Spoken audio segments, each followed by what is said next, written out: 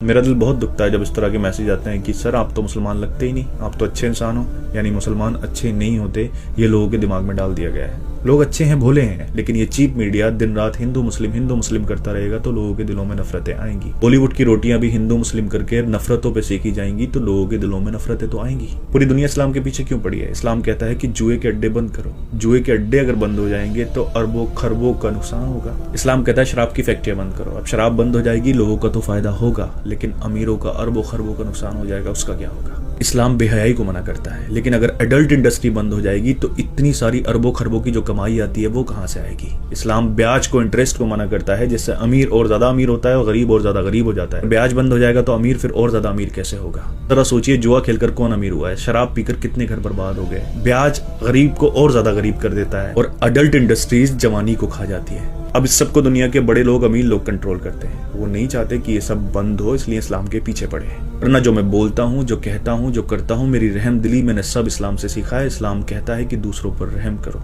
अगर तुम्हारा पड़ोसी तुमसे नाराज है तो तुम्हारा रब तुमसे नाराज है।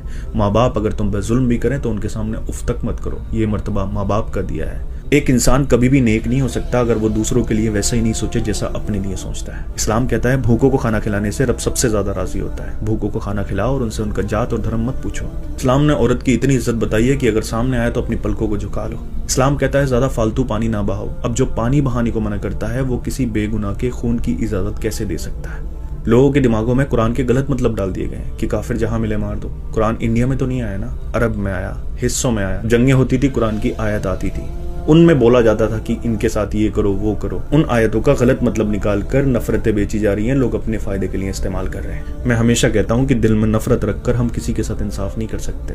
दिल से नफरत को निकालिए, उसके बाद सच्चाई को जानिए। कोई ये क्यों नहीं बताता कि कुरान में रहमत का जिक्र कितनी बार आया है? ऐसे लोग भी दुनिया में आए जो अपने आप को खुदा कहलवाते थे, खुदा मानते थे, लेकिन जाना उनको भी पड़ा। अमर कोई नहीं है, सबको जाना है। जो जालिम नफरतें फैला रहे हैं, झूठ फैला रहे हैं, लोगों को आपस में लड़वा रहे हैं, मरना उनको भी है और हिसाब उनको भी देना है। लोग गलत करते हैं तो वो लोग गलत है, इस्लाम गलत नहीं है।